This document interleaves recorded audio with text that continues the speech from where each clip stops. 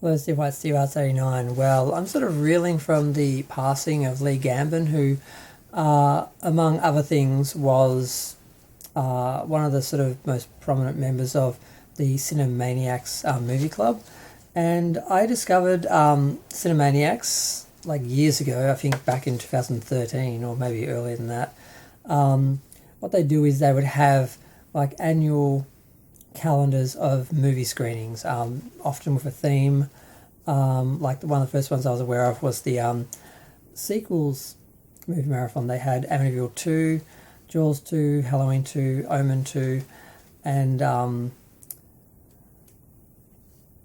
mean, these are some of my favourite films. I mean, I often saw the sequels before the movies. So they did a lot of interesting things, but I found the social side of it to be very cold, and I want to be more involved. I want to get involved in the club itself, and I got a very cold, a very clear sort of no. You know, you're just here to buy tickets and watch the movie and sit down and shut up, basically.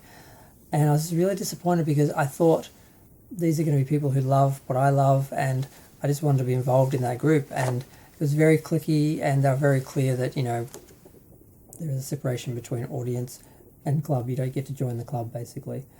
I thought even just in terms of like volunteer and being able to like help out or something like that, they'd be welcome for something. But it was really a really clear, rude no. So that kind of put a damper on the whole experience. Like I said, they had a lot of events and a lot of marathons, and I did, you know, win when they were asking questions and that about the film. For one of the films, I actually won an annual membership, so I went to all their screenings for that year because I didn't actually have to pay for any of them that year. So I saw a lot of films that, or a few films that I wouldn't have normally seen, and I wouldn't have seen the value in them had I not seen them through Cinemaniacs and with the presentations and talks and all that they would give and the introductions. So there are a lot of good events. I went to them. I went to them by myself. I didn't talk to anyone. I didn't meet any new people. I didn't get involved in the club. And it was a little sad in some ways. Like, I really loved the film, and I was sitting there like, can't believe I haven't gained any friends out of this who love movies. I can't believe I still don't have any friends who really love movies. And there's a whole group of people, but they're keeping in their own little group. And it was really disappointing.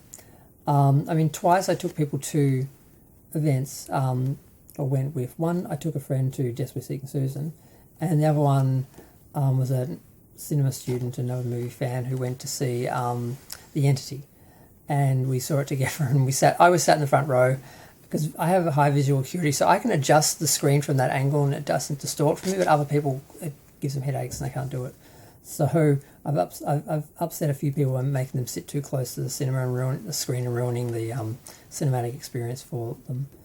But yeah, so I just want to talk about that for a minute because I mean, like I said, they had a lot of great events, a lot of great calendars, a lot of great movies I wanted to see, like Return to Oz. I saw that on the big screen. I've never seen that before. They would print out custom made tickets and that, which had like the picture of the films and stuff like that and art on the ticket. It was like obviously not for tearing in half and walking. It was just for keeping as a keepsake and stuff like that. And they did put a lot of effort into it, and I really did enjoy it. But on that side of things, but I also wanted more and was always disappointed that they weren't welcome to that. And I kind of wish I'd gotten to know Lee better because there were a few times I did talk to him. And I saw him at other events, and I used to see him where he worked at Minotaur and always talk to him. And I sort of felt like, well, if he's one of that group, he's going to have the same attitude towards new people or outsiders, you know, from their little clique. And I probably didn't try very hard to get to know him, which I probably should have. And also, when he did his presentations, he sort of acted very drunk and made fun of it a lot. And I thought, either this is just something he does because he's nervous, or it's part of his persona, or he's got a drinking problem and he's making fun of it.